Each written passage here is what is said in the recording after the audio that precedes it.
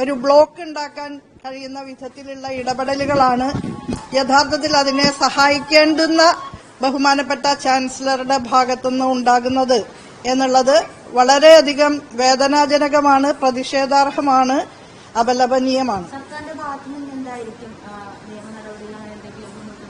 നിയമ നടപടികളുമായി മുന്നോട്ട് പോകാൻ തന്നെയാണ് ആലോചിക്കുന്നത്.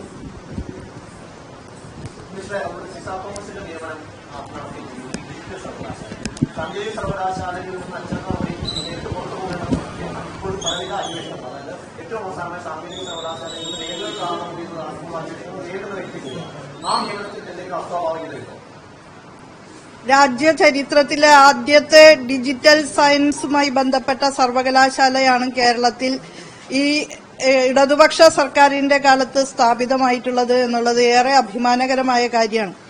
ആ സർവകലാശാലയെ വളരെ നല്ല നിലയിൽ നയിച്ചുകൊണ്ടിരിക്കുകയായിരുന്നു അതിന്റെ VC ആയി പ്രവർത്തിച്ചിരുന്ന ശ്രീ സജി ഗോപിനാഥ്.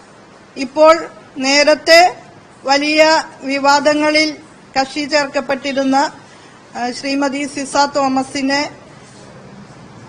ബഹുമാനപ്പെട്ട ചാൻസലറുടെ പ്രീതി അനുസരിച്ച് നിയോഗിച്ചിരിക്കുകയാണ്. അക്കാര്യത്തിലും സംസ്ഥാന ഗവൺമെന്റുമായി ഏതെങ്കിലും വിധത്തിലുള്ള ആലോചനകൾ നടത്തിയിട്ടില്ല. ഈ സംസ്ഥാന സർവകലാശാലകൾക്ക് അതിന്റെ പ്രവർത്തനത്തിനാവശ്യമായ എല്ലാ പിന്തുണയും നൽകുന്നത് സർക്കാരാണ്. സംസ്ഥാന സർക്കാരിന്റെ ഭാഗമായി പ്രവർത്തിക്കുന്നവയാണ് പൊതു സർവകലാശാലകൾ.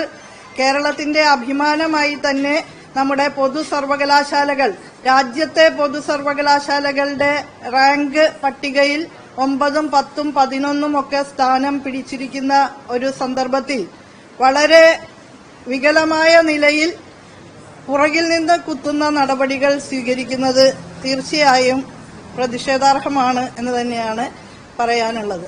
നമ്മുടെ ഡിജിറ്റൽ സയൻസ് സർവകലാശാല ഒരുപാട് കാര്യങ്ങൾ പ്രതീക്ഷയോടുകൂടി തന്നെ മുന്നോട്ട് കൊണ്ടുപോയിക്കൊണ്ടിരിക്കുന്ന സന്ദർഭമാണിത്.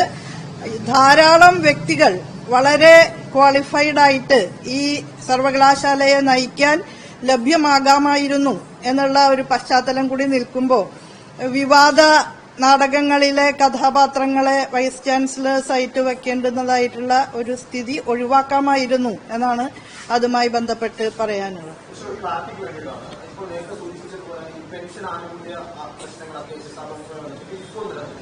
അതുപോലെ തന്നെ ചില കേസുകൾ സാങ്കേതിക സർവകലാശാല കേസുണ്ട്. അപ്പോൾ ഈ നിയമനത്തിൽ എന്തെങ്കിലും സാങ്കേതിക പ്രശ്നങ്ങളുണ്ടോ? ഈ സർക്കാർ തന്നെയാണ് സിസയ്ക്ക് ശമ്പളം നൽകുന്നത്, അതുമായി ബന്ധപ്പെട്ട നിയമപ്രശ്നങ്ങൾ അങ്ങനെ എന്തെങ്കിലും ഉണ്ടോ? അത് വേറെ വിഷയമാണല്ലോ, അത് വേറെ വിഷയമാണ്.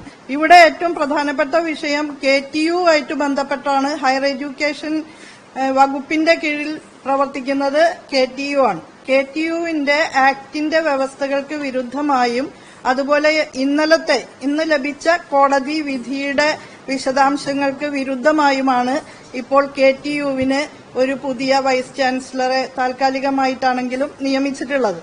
ആ വ്യക്തി തെരഞ്ഞെടുപ്പുമായി ബന്ധപ്പെട്ട് യാതൊരു വിധത്തിലുള്ള ആശയവിനിമയവും സംസ്ഥാന ഗവൺമെന്റുമായി നടത്തിയിട്ടില്ല എന്നുള്ളത് അത്യന്തം പ്രതിഷേധാർഹമാണ്.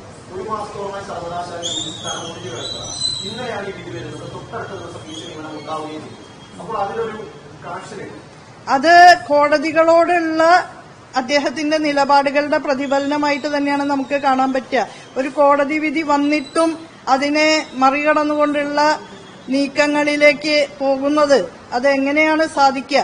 ഭരണഘടന പറഞ്ഞു വച്ചിട്ടുള്ള ഭരണഘടനാ ദത്തമായിട്ടുള്ള ഫ്രെയിംവർക്കിന്റെ അപ്പുറത്തേക്ക് പോകാൻ വ്യക്തികൾക്ക് അധികാരമുണ്ടോ എന്നുള്ള വളരെ പ്രസക്തമായൊരു ചോദ്യം കൂടി ഈ തീരുമാനങ്ങളുടെ ഭാഗമായിട്ട് പൊതുസമൂഹത്തിൽ ഉന്നയിക്കേണ്ടതുണ്ട് എന്ന് ഞാൻ കരുതുന്നു. ഇതിനൊക്കെ ഒരു വ്യവസ്ഥാപിത മാർഗങ്ങളുണ്ടല്ലോ. ഭരണഘടനയ്ക്ക് വിധേയമായിട്ടാണല്ലോ എല്ലാവരും പ്രവർത്തിക്കേണ്ടത്. ഇതിന് പ്രവർത്തനത്തിന് ആ ഒരു ചട്ടക്കൂടുണ്ട്. ആ ചട്ടക്കൂടിനപ്പുറത്തേക്ക് പോയി എന്തെങ്കിലും ചെയ്യാനുള്ള ഏകാധിപത്യപരമായിട്ടുള്ള ഒരു അധികാരം ആർക്കെങ്കിലും ഉണ്ടോ എന്നുള്ളത് പരിശോധിക്കപ്പെടേണ്ട കാര്യമാണ്.